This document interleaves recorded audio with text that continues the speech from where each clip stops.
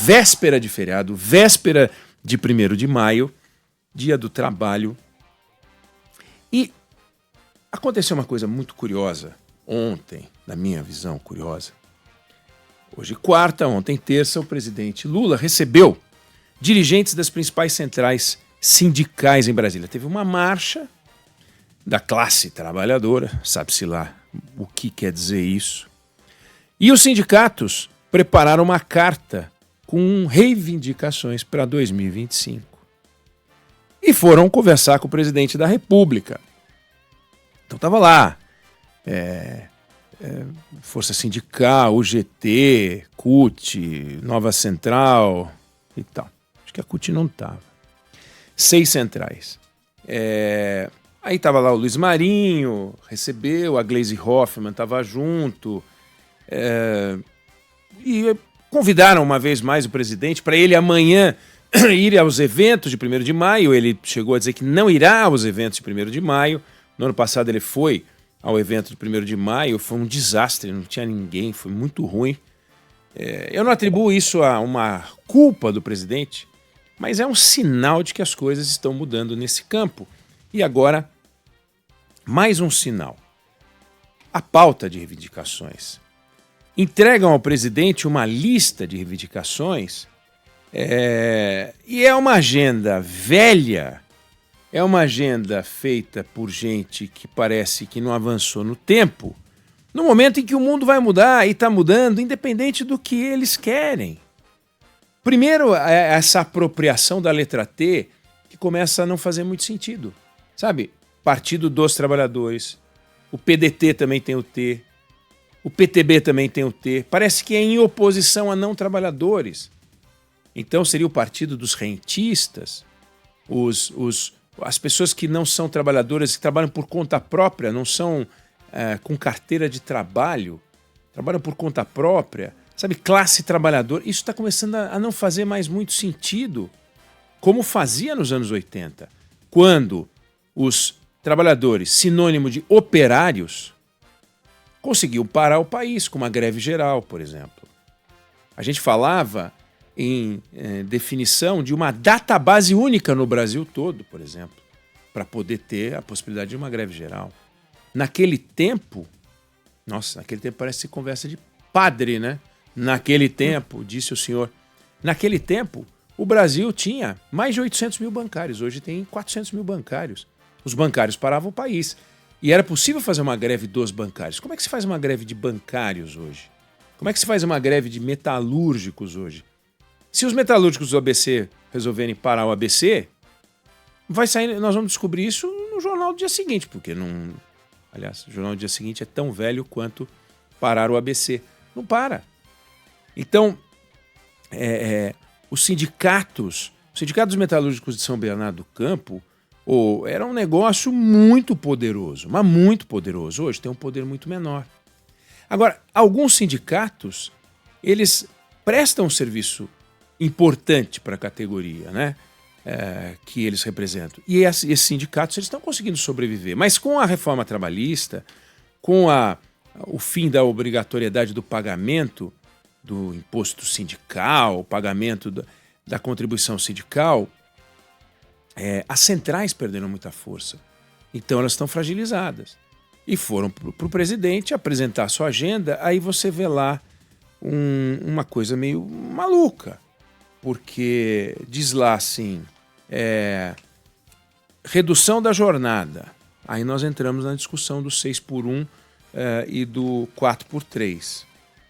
O professor José Pastore fez as contas, os maiores especialistas, se não o maior especialista em trabalho no Brasil, e ele fez as contas. Se você contabilizar finais de semana e férias, uma jornada 4x3 hoje no Brasil significa trabalhar 161 dias por ano e folgar 204. Ele falou, nós vamos trabalhar menos do que a gente vai descansar. Isso é absurdo.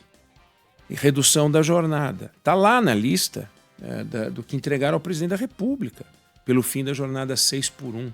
Primeiro que a maior parte das pessoas não trabalha 6x1. Segundo que você tem um limite de horas semanais.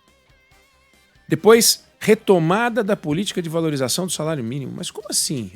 Não há uma política de valorização do salário mínimo? O salário mínimo que, obviamente, não é o salário mínimo que a gente acha que seria fantástico, mas o salário mínimo, ele tem uma política de valorização. Ele recebe um reajuste anual acima da inflação, ao contrário do que acontece com a aposentadoria, que também faz parte da lista de temas colocados nessa carta, recuperação do poder de compra dos aposentados com reajuste acima da inflação. Por que reajuste acima da inflação? O poder de compra dos aposentados tem que ser mantido com, no mínimo, a inflação, se possível mais, mas com o poder público não é possível mais. Basta ver o que está acontecendo com os números, mas está lá. Homologação obrigatória das rescisões nos sindicatos. Por quê? Porque eles precisam arrumar um jeito de manter a sua função, a sua utilidade. Tem outros itens, outras coisas colocadas ali, mas não estão ali, não há ali um único item que possa melhorar o ambiente de trabalho no Brasil e produzir emprego. É um ambiente para, nos lugares onde a gente trabalha, de onde a gente arranca o nosso sustento sindical, vamos tentar esmagar os empregadores e tirar deles mais e mais. Agora, uma agenda moderna para transformar o ambiente de negócios do Brasil, para gerar mais emprego e ter mais gente com carteira assinada, disso não se falou. Por exemplo, investimento em educação, fundamental. Vital. Investimento em infraestrutura, fundamental, vital. Isso não aparece na agenda de nenhum sindicato. Inovação e tecnologia. Nossa, é o arrepio. Falar em tecnologia significa produzir o que se produziu no setor metalúrgico, por exemplo, que com aproximadamente 100 e poucos mil metalúrgicos se produziam 1.100.000 automóveis, 8 automóveis por trabalhador nos anos 80, 90, e hoje se produz 24 automóveis por trabalhador. Né? Então, isso significa o seguinte, a tecnologia, ela viabilizou, e alguém vai dizer, não, mas isso aumentou a produtividade. Sim, e por causa disso ainda tem 100 mil metalúrgicos. Do contrário, já teria acabado, porque os carros seriam tão caros, se eles ainda fossem produzidos ao ritmo de 8 carros por trabalhador, eles seriam tão caros, mas tão caros, que a gente já não estaria produzindo um automóvel no Brasil. A gente importaria todos os automóveis. Então, se a gente não investir em tecnologia, e o exemplo é esse, você acaba com o setor. Mantiveram 100 mil empregos por causa do investimento em tecnologia. Mas se a gente triplicou o número de automóveis, por que a gente não triplica o número de trabalhadores? Porque não dá mais, não tem como fazer isso. Se a gente não tiver produtividade, a gente não mantém nem os empregos existentes. Razão pela qual a gente tem que discutir, inclusive, outras coisas, como redução de barreiras regulatórias, que no Brasil... Imagina um sindicalista falando isso, sentando e falando, não, nós vamos promover a competição entre empresas. A gente é a favor da abertura da economia nacional. Não há a menor possibilidade, porque a agenda é sempre essa agenda de redução de jornada, controles e mais controles, taxação do lucro. É uma agenda de vamos tratar os empresários como pessoas que nos prejudicam, aqueles poucos que ainda contratam, e não vamos criar um ambiente que seja favorável à produção, principalmente à produção industrial, que é onde a gente perdeu muito emprego. E isso é uma realidade, porque o que acaba acontecendo é que não dá para saber quais serão os empregos do futuro, né?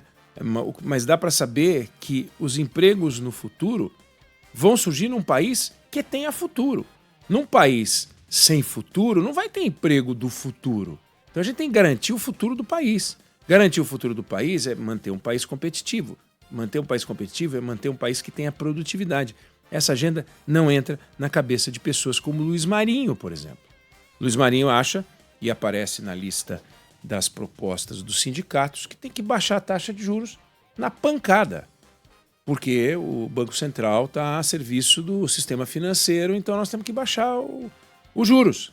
Como? Na porrada. Ele já falou isso.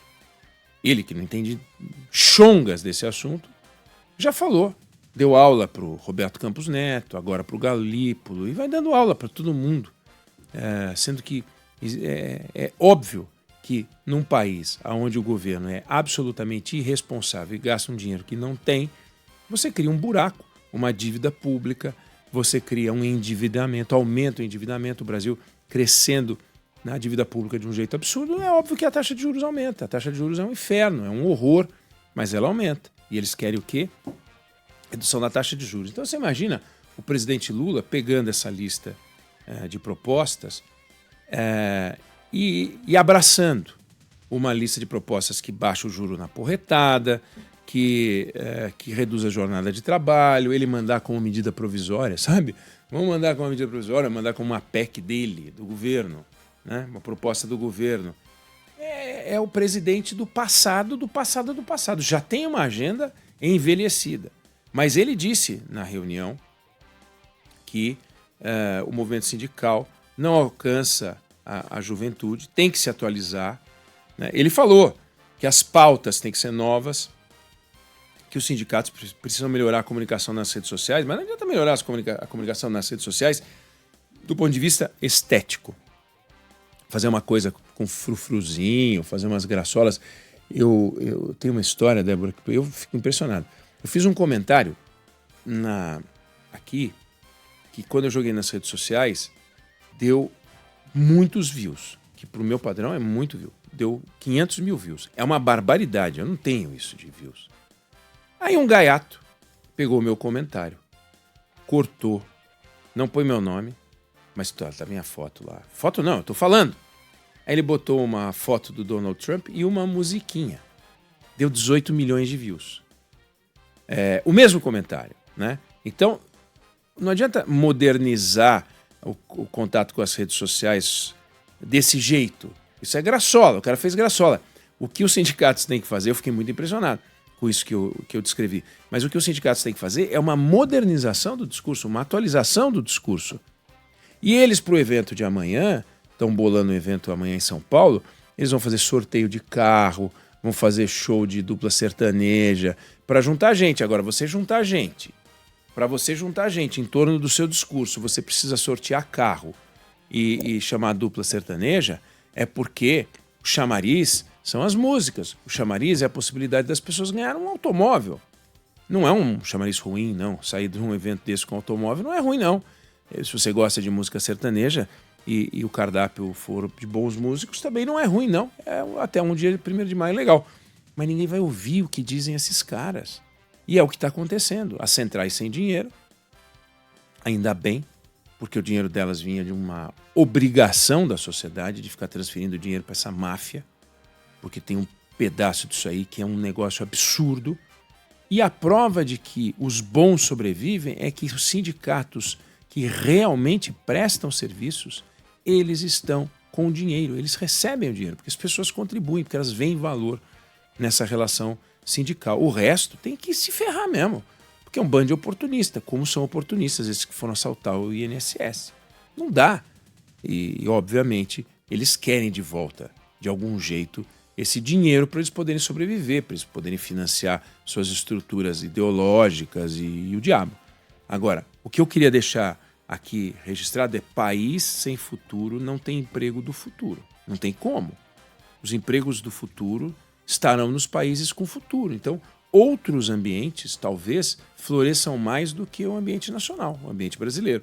E é contra isso que a gente tem que, às vésperas do dia 1º de maio, pensar como é que eu promovo o dia do trabalho.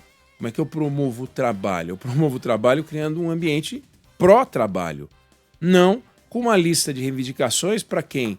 Para favorecer os sindicatos e aquela turma que nos assalta.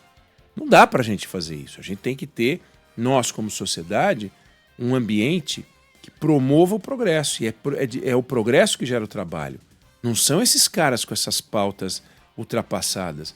Não é o 4x3. Aliás, não está proibido que as categorias sentem-se à mesa para conversar com as empresas para negociar, e muitas negociaram, várias categorias negociaram, e muitas categorias já não trabalham do jeito que trabalhavam antes, agora por negociação. Agora, fazer isso por lei, Por que tem que ter uma lei para isso? Tem setor que pode, setor que não pode. Vai ter setor que pode 4x3 e vai ter setor que não pode. Não faz sentido. Nós não estamos mais no tempo do onça, 100 anos atrás, 80 anos atrás, quando criança trabalhava, mulher trabalhava 16 horas por dia e a luta era por uma jornada de 44 horas por semana, 40 horas por semana, coisa que o vale. Isso não existe mais. Então é outro ambiente e é um ambiente onde a gente tem que saber que as relações de trabalho não são mais as mesmas. O número de pessoas com carteira assinada na proporção de pessoas que trabalham diminuiu e diminuiu muito. O número de pessoas por conta própria aumentou muito. Tem uma taxa de informalidade complicada. Agora, a busca desses direitos, já para quem tem os direitos, essa discussão é uma discussão ultrapassada, é bizantina. Tem que mudar. Se eles não mudarem, eles vão ficar para trás. E é desse discurso, que é a impressão que dá, que o presidente quer ficar longe. E a prova disso ele sentiu na pele. No ano passado ninguém quis prestar atenção no que ele dizia no 1º de maio. E esse ano, 1º de maio, nós vamos ver amanhã como vai ser, se ele vai vingar ou não vai vingar, mas trabalha, né? Não. Dizer, mas a nossa equipe vai estar aqui. A nossa equipe, leia-se ela não. Então, puxa vida, no dia do trabalho você não vai estar aqui fazendo companhia. No dia do trabalho eu vou comemorar. Vai comemorar, ela vai lá assistir o show. Vou sair de férias. É verdade. Não, mas as férias não começam na segunda-feira? Mas... Prossiga. Prossiga, continue. Você entendeu, gente? As regras trabalhistas como são, a produtividade que eu estava falando. Meu Deus do céu. Bom, eu não sei se você concorda, se você discorda, mas essa é a opinião que eu tenho sobre o assunto.